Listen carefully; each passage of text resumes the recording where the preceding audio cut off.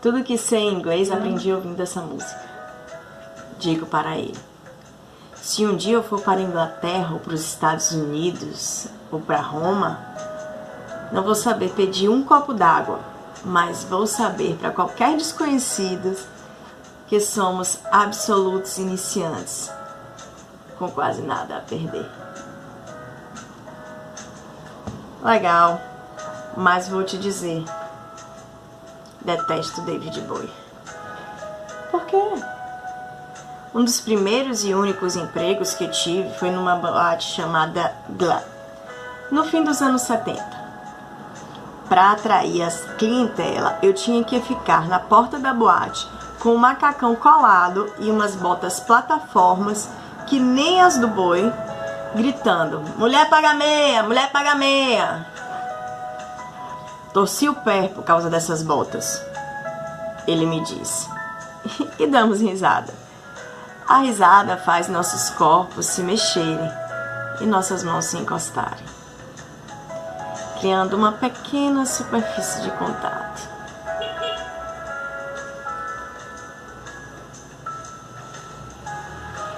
Sinto um calor irradiar desse recorte de pele para o meu corpo todo. Nem eu, nem ele afastamos os dedos. Ficamos assim por um tempo, ouvindo a música e olhando para o teto e com os dedos colados. Até que escutamos um estampido e nos mexemos, desgrudando as mãos. Em seguida, viramos um para cada lado. Vejo que o Biel fecha os olhos e também fecha os meus, pegando no sono logo depois. Em torno do meio-dia, acordo com o Otto gritando: acorda, acorda, caralho! O Biel se mexe na cama, depois se levanta. O Otto diz que o uísque acabou. O Biel pergunta se ainda tem leite. Ele diz que sim. Só precisam que ele vá comprar um uísque e um saco de pão. O Otto sai do quarto. O Biel olha para mim e diz: bom dia, rabudinha. E começa a se vestir. Tomada por um constrangimento estranho, puxo o lençol e me aninho na cama. Me dou conta de que nunca antes tinha dormido ao lado de alguém. Já deitei na cama de sei lá quantos desconhecidos. Já tirei a roupa na frente das pessoas. E até na frente de quem nem sabia o nome. Mas nunca tinha fechado as pálpebras ao lado de outra pessoa. Nunca tinha fechado as pálpebras ao lado de outra pessoa. Talvez porque a maior demonstração de intimidade para mim fosse essa: dividir o sono. O momento em que estamos mais desarmados, entregues. Tanto que me sinto nua de um outro jeito, muito além da pele. Tanto que só relaxo depois que o Biel me dá tchau e vai embora apressado, botando a carteira no bolso. Então me levanto, me visto, calço minhas botas. Quando já estou pronta, quase saindo do quarto, sinto a presença do armário. Lembro que ele existe. Vou até a porta e me certifico de que não há ninguém no corredor. Depois encosto a porta do quarto e abro a porta além do móvel. Ainda bem que não estou ali para roubar nada, porque puta que pariu, como o guarda-roupa do Biel é micho. Passo o dedo pelas roupas, pelas poucas camisetas, percebo embaixo da pilha um envelope. Abro e encontro lá dentro uma folha grossa e cinza que eu coloco contra a luz. Não sei porquê, a imagem que vejo na folha me fascina. Dobro com cuidado o souvenir e meto dentro da bolsa. Concerto de Tiorba. No começo da tarde, recebi a mensagem: quer ir a um concerto comigo amanhã? A palavra amanhã me deixou aliviada, porque se o Cícero tivesse me convidado para sair naquela noite, Eu teria que mexer na escala do restaurante, encontrar alguém para me substituir. E talvez não conseguisse. Mas o convite foi para o domingo, minha noite de folga. Pensei que os astros estavam ao meu favor e já comecei a me preparar para o grande dia. Separei uma sacolinha de plástico para guardar o Guarani. Dei um Google para ver concertos que havia naquela data, para me inteirar um pouco do assunto e ter o que comentar a respeito. Encontrei apenas um: Orquestra do Estado tocando Beethoven no Municipal. Fui entender como funcionava uma orquestra. Fui ouvir Sinfonia número 9, em Ré menor. Descobri que Beethoven ficou surdo, que não gostava de tomar banho, que sua música Pour Elise, ou sei lá o que, é aquela que tocava no caminhão do gás e nas esperas telefônicas. Só faltava achar uma roupa, algo um pouco mais elegante do que as regatas e saias que vinham usando. E pronto, já estava apta para embarcar no programa. Nas mensagens, o cavalheiro também disse que me buscaria em casa. Achei gentil e extremamente inconveniente, já que não podia revelar meu endereço. Tentei despistar, disse que não precisava, mas ele não desistiu. Então menti que morava no Copan, prédio com mais de 1000 apartamentos e sei lá quantos blocos. Uma encrenca para localizar a portaria certa numa primeira visita. O melhor era me esperar lá na frente, que eu desceria na hora marcada. Um pouco antes das 6, eu estava embaixo do famoso prédio. Às 6h04, vi ele atravessando a rua e vindo na minha direção.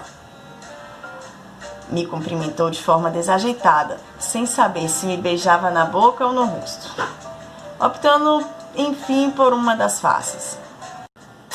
E então nos beijamos de verdade, a língua dele pesando sobre a minha.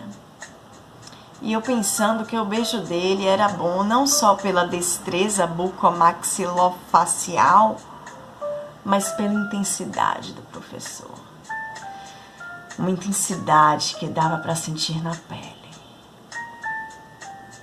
Quando enfim nos desgrudamos, ele disse: quer sentir na pele?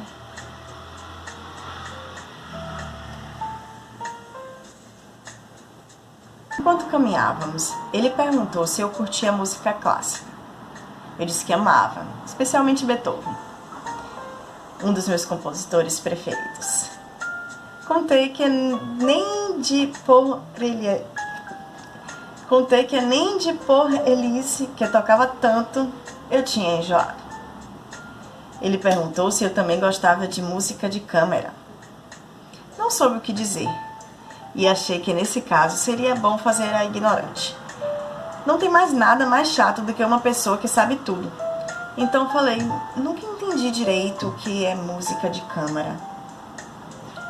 Ele deu um sorriso quase completo, e o sorriso de um mestre recém-empossado no múltiplo efêmero do diálogo. E me contou que música de câmara é a música tocada por uma pequena orquestra, geralmente um quarteto de cordas. Parece interessante, eu falei. Ele disse que ia ser magnífico, que só não ia me contar mais para não estragar a surpresa. Depois perguntou sobre a minha reportagem, se eu já tinha mandado para o blog. Afirmei que sim, e seguimos falando sobre coisas da faculdade. De repente percebi que não íamos em direção ao Teatro Municipal, que seus passos me guiavam para outra rua, para a porta de uma galeria, uma entrada pela qual eu já tinha passado dezenas de vezes, sem nunca me interessar em saber o que havia lá dentro. Agora eu descobria que a galeria continha um pequeno teatro, já cheio de pessoas na porta.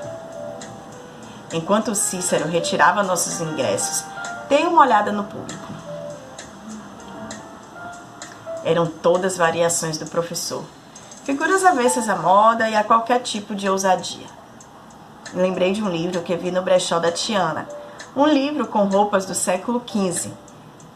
Homens vestidos de meia calça, sapatos de salto, perucas.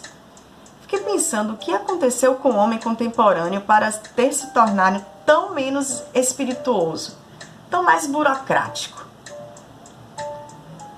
E ali dentro da alegria não eram só os homens que se vestiam assim. As mulheres também. Dentro de seus vestidos com caimento tão interessante quanto de uma sacola de supermercado. Pelo menos o artista da noite era um tipo mais sinuoso. Eu vi no pôster, colado perto da bilheteria. Um homem com camisa, colete e um bigode finíssimo. Quando ia me aproximar para ver o que estava escrito no pôster, senti um braço me enlaçando. Ai, uma boca quase tocando meu pescoço. Vamos, Cícero disse. E entramos na sala junto com o resto do público. Quando as cortinas se abriram, havia apenas uma cadeira iluminada por um halo de luz. O homem que vi no pôster entrou no palco carregando um instrumento e sentou-se na cadeira sob uma salva de palmas. O Cícero olhou para mim com 80% de um sorriso. Pousou a mão na minha coxa e depois se voltou para a frente. Eu fiz o mesmo, impressionada que estava com a beleza do instrumento. Um corpo de madeira em forma de gota, com um braço de mais de 1 metro de comprimento, percorrido por mais de uma dezena de cordas. Um objeto tão grande que parecia portar um instrumentista, e não o contrário. Mas quando o rapaz começou a tocar, ficou claro que ele não só portava aquele instrumento, mas tinha toda a sua extensão dominada na ponta de seus dedos. Que som mais peculiar e bonito saía daquelas cordas. Cheguei a me emocionar, sentir gratidão pelo Cícero por ter me levado ali. Quando a música acabou, ele virou para o lado e sussurrou. Curtiu? Balancei a cabeça. Esteban Sobral, o maior compositor e instrumentista de tiorba do mundo. Ele completou. Pensei que talvez não fosse difícil ser o maior do mundo quando o assunto era um instrumento que, em 29 anos de vida, eu nunca tinha visto nem ouvido falar. De qualquer forma, ele era bom. O único problema é que depois da terceira ou quarta música, o som ficava daquele mesmo e único transatlântico. Começava a ficar tedioso, dar no saco. Mas essa era apenas a minha opinião. Lá pela quinta música, vi que o Cícero chorava de emoção. Não a lágrima discreta que costumamos derramar vendo um filme. Chorava a cântaros. Percebi que tentava segurar, mas não conseguia. Limpou o rosto, tentou se justificar. É sonata heróica. E apesar de suas tentativas de contenção, seguiu desaguando-se. E então eu o tranquilizei sobre qualquer julgamento da minha parte, fazendo uma expressão amigável e um carinho na sua perna. Mas por dentro estava impressionada, me perguntando de onde vinha aquela torrente, se o choro e o beijo tinham a mesma origem. Essas coisas. Quando o concerto acabou, fiz coro à salva entusiasmada de palmas, torcendo para que o músico não voltasse para um bis. Não voltou. Talvez porque isso não seja comum nesse tipo de concerto. Talvez porque nem ele aguentasse mais a si mesmo.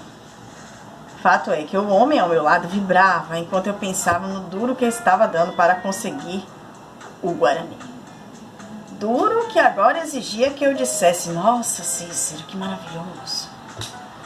Saímos da sala assim, falando sobre o concerto, o professor me contando que a tiorba foi criada no século XVI, como a variação, a laúde. Talvez seguíssemos conversando sobre isso se a lateral do teatro não se mostrasse mais convidativa. Ao lado da saída havia uma espécie de galpão desativado, para onde nos esgueiramos já grudados pela língua. Quando a coisa começou a esquentar, eu disse: Vamos. Vamos, ele falou, e foi me puxando pela mão. Quero te levar a um lugar. Quero te dar um presente. Pensei que nunca, na história da humanidade, uma mulher deve ter sentido tanta raiva de um cara querendo lhe dar presente. A minha vontade era dizer: deixa isso pra lá e vamos logo pra tua casa. Mas segui caminhando ao lado do professor, enquanto ele me contava que o lugar ficava só a 8 quadras de onde estávamos e que, se eu não me importasse, podíamos ir andando. Ele adorava andar. Ainda mais em tão boa companhia. Lá fomos nós, falando do que falávamos apaixonados. Sou escorpião com ascendente em aquário. Sou gêmeos, mas não acredito em signo. Sou a mais nova de 5 irmãos. Sou filho único e quando tinha 7 anos caí de bicicleta e tive que pôr um pino. Meu primeiro beijo foi numa festa de igreja, o meu numa biblioteca. Gosto de dançar. Era o momento perfeito para chegarmos a uma joalheria. Mal sabem os joalheiros quanto perdem por não atenderem clientes à noite, embriagados pelo amor e pelo álcool. Mas chegamos a um sebo. Um sebo que não devia conter nenhuma joia, como o Guarani, porque ficava todo aberto para a rua. Não era feio, de maneira alguma. Era um lugar descolado, com pendentes cor de bronze iluminando pilhas e pilhas de livros, uma mesinha ao fundo. Como fiquei sabendo depois, o dono largou o mercado financeiro para abrir aquele sebo. Optou por viver com menos para, enfim, viver. Tive que virar a cidade para achar isto para você. Tá esgotado há anos. Dê uma olhada na capa.